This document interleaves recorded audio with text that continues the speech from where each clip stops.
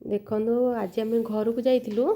ଫେରିଲା ବେଳେ ଏଇଠି ବାଟରେ ରାସ୍ତାରେ ଘର ପାଖରୁ ପ୍ରାୟତଃ ବାଲଚନ୍ଦ୍ରପୁର ଲାଇନରେ ଟିକେ ଆଗକୁ ଥିଲା ଜାଗା ନାଁ କ'ଣ ଜାଣିନି। ଏଇଠି ଦେଖନ୍ତୁ ମଉସା ଜଣେ ବିଲରେ ସବୁ ଲଗେଇଛନ୍ତି। ମୁଁ ଦେଖିକି କହିଲି କି ଆଉ ଚାଲନ୍ତୁ ଯିବା ଟିକେ ପରିବା କ'ଣ ସେଠି ତୋଳା ତୋଳି ହେଉଛି, ଯିବା ଦେଖିକି ଆସିବା ବିଲରେ। କାହିଁକିନା ମୋତେ ଏମିତି ନେଚର୍ ବହୁତ ପସନ୍ଦ। ଆମେ ମାଆ ଝିଅ ଗାଡ଼ି ରଖିକିରି ଆଗେ ଦୌଡ଼ିଲୁ ଦେଖିବା ପାଇଁ ସେଠି କ'ଣ। ଦେଖିଲା ବେଳକୁ ସେଠି ମଉସା କାକୁଡ଼ି ତୋଳୁଥିଲେ। ସେଠି ଦେଖନ୍ତୁ ଆମେ କିଛି କାକୁଡ଼ି ତୋଳିଦେଲୁ।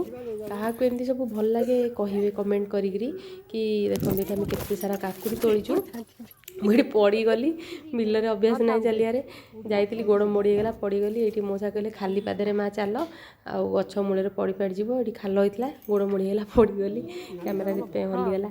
ଏଇଠି ଦେଖନ୍ତୁ ମାମୁନୁର ଯେଉଁ ଖୁସି, ବିଲ ଦେଖିଲା ପ୍ରଥମ ଥର କାକୁଡ଼ି ଗଛ ଦେଖିଲା, କହୁଛି ଆଉ ମାମା ପ୍ରଥମ ଥର ବିଲରେ କେତେ ମଜା ଲାଗୁଛି ଦେଖିବା ପାଇଁ। ମୁଁ କହିଲି ହଁ ଯାହା ହଉ ଦେଖେ।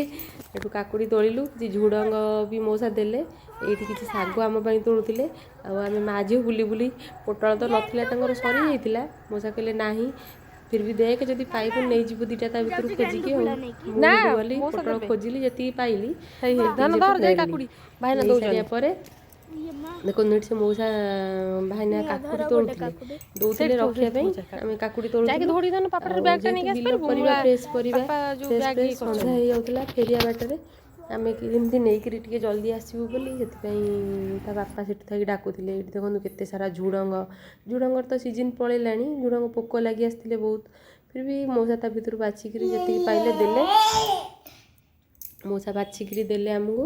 ଆଉ ଏଇଠି ଲାଷ୍ଟକୁ ଗେଣ୍ଡୁ ଫୁଲ ଟିକେ ଥିଲା, ଗେଣ୍ଡୁ ଫୁଲ ବି ଲଗେଇଥିଲେ, ଗେଣ୍ଡୁ ଫୁଲ ବି ନେଇକି ଆସିଲୁ। କୋବି ଲଗେଇଥିଲେ କିନ୍ତୁ କୋବି ହେଇନି। ଏଇଠି ଦେଖନ୍ତୁ ଆମେ ଏବେ ବୁଲିକିରି ଆମର ଏଇଠି ମା ଝିଅଙ୍କର ପୋଟଳ ତୋଳା ଆରମ୍ଭ ହେଇଗଲା। ପୋଟଳ ତୋଳିଲୁ, ତଥାପି 1 କେଜି ପାଖାପାଖି ପୋଟଳ ପାଇଥିଲୁ, ଦେଇଥିଲେ ମଉସା ଆମକୁ।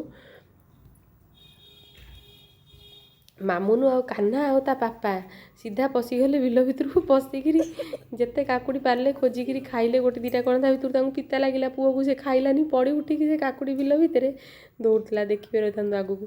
ଏଇଠି ଦେଖନ୍ତୁ ପୁରା ଫ୍ରେଶ୍ ପୋଟଳ, ଆଉ ବିନା ସାର ମସଲାରେ ପାଇଥିଲୁ।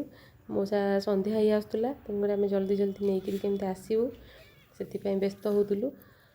ଆଉ ବେଶୀ ଖୋଜି ପାରୁନଥିଲି, ଯେତିକି ଖୋଜୁଥିଲି ତଥାପି କିଲୋ ଉପରେ ପାଇଥିଲି। ପୋଟଳ ତାଙ୍କର ଚାଷୀ ନେଇଯାଇଥିଲେ ସେଦିନ।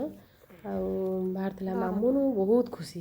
ପୋଟଳ ତୋଳିବ ନା କାକୁଡ଼ି ତୋଳିବ ନା ସେଠି ଗେଣ୍ଡୁ ଫୁଲ ତୋଳିବ ନା ଫଟୋ ଉଠେଇବ, କ'ଣ କରିବ? ବିଲ ଭିତରକୁ ଯାଇକିରି ପୁରା ପାଗଳା ହେଇଗଲା ଭିତରେ ପଶିକିରି। ଦେଖନ୍ତୁ ଏଇଠି ଆମେ ତୋଳୁଥିଲୁ। ମାମୁନୁ କହିଲା ମାମା ତମେ ଆଉ ତୋଳନି, ମୋତେ ଛାଡ଼, ମୁଁ ତୋଳିବି ଏବେ, ତମେ ମୋର ଫଟୋ ଉଠାଅ। ମୁଁ କହିଲି ହଉ ଠିକ୍ ଅଛି, ତୁ ତୋଳ। ତାକୁ ମୁଁ ତୋଳିକିରି କିଛି ଦେଉଥିଲି, ସେ ନେଇକି ରଖିକିରି ଆସୁଥିଲା ବ୍ୟାଗ୍ ଭିତରେ। ଦେଖନ୍ତୁ ଏଇଠି ସେ ରଖିକିରି ଆସିଲା ପୋଟଳ ଦେଖୁଛି। ଦେଖ ମାମା ମୁଁ ତୋଳିଲି ପୋଟଳ ଫାଇନାଲି। ଏଇଠି ବହୁତ ସାରା ପୋଟଳ ଆମେ ପାଇଯାଇଥିଲୁ। ସେପଟରେ କୋବି କଖାରୁ ବି ମଉସା ଲଗେଇଥିଲେ। କାହାକୁ ଏମିତି ନେଚର୍ ସହିତ ଯୋଡ଼ି ହେଇକି ରହିବା ପାଇଁ ପସନ୍ଦ, ମୋତେ ତ ବହୁତ ହି ପସନ୍ଦ। ଫ୍ରେଶ୍ ବିଲରୁ ତୋଳିକି ଆଣିବ ଆଉ ଖାଇବ। ଦେଖନ୍ତୁ ମଉସା ସବୁ ଶାଗ, ଝୁଡ଼ଙ୍ଗ, ଘରୁ ଆମ ବାପା ଆସିଲା ବେଳକୁ ଦେଇଥିଲେ ମୂଳା ବିଲରୁ ତୋଳିକି ଆଣିକିରି। ଆଉ ହାଟ ବାରି ଯେହେତୁ ନଥିଲା, ସେ ଖାଲି ମୂଳା ଦେଇଥିଲେ। ଏଠି ଦେଖନ୍ତୁ କାହ୍ନା ଚାଲିଛି, ତା ବାପା ପଛେ। ଏଠି ଦେଖନ୍ତୁ କେମିତି ପଡ଼ିଯିବ ଧୁମକିରି ବିଲ ଭିତରେ ମାଟିରେ। ତା ବାପା ପଛେ ପୁରା ଚାଲିଛି। ଏଇଠୁ ଆମେ ଚାଲିକି ଆସିଲୁ ଶାଗ ନେଇକିରି। ଏଇଠି ଲାଷ୍ଟକୁ ଗେଣ୍ଡୁ ଫୁଲ ଆଣିବା ପାଇଁ ମାମୁନ ଯାଇଥିଲା। ମାମା ମୋତେ ମୋବାଇଲ୍ ଦିଅ, ମୁଁ ଫଟୋ ଉଠେଇବି। ଯାଇକି ତା ବାପା ପାଖରୁ ଫୋନ୍ ନେଇକି ଆସିଲା। ଏଇଠି ମଉସା ଫୁଲ ତୋଳୁଥିଲେ, ଆମକୁ ଦେଲେ। ଦେଖନ୍ତୁ ଏଇଠି ଉପରେ ଗାଡ଼ି ଥୁଆ ହେଇଛି, ଆମର ଦେଖାଉଥିବ ରାସ୍ତା ଉପରୁ। ଫାଇନାଲି ମୁଁ ବ୍ୟାଗ୍ ଧରିକି ଆସିଲି। ଆଉ ସାଙ୍ଗମାନେ ଜାଣିଛନ୍ତି ଏତେ ସାରା ପରିବା ନେଇକି ଆସିଲି। ପରିବା ତ ବହୁତ ରେଟ୍, କିନ୍ତୁ ସେ ମଉସା ଜଣଙ୍କ ଜମାରୁ 100 ଟଙ୍କା ହିଁ ରଖିଥିଲେ ଆମଠାରୁ। ବହୁତ ଭଲ ଲାଗିଲା।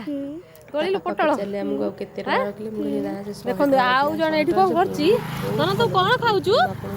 ଆଉ ଗୋଟେ ଭିଡ଼ିଓ ସେଟା ହବ। ଦେଖନ୍ତୁ କାହ୍ନା କେତେ ଖୁସି କାକୁଡ଼ି ଖାଇବା ପାଇଁ, ତାର ବହୁତ ଫେଭରାଇଟ୍ କାକୁଡ଼ି।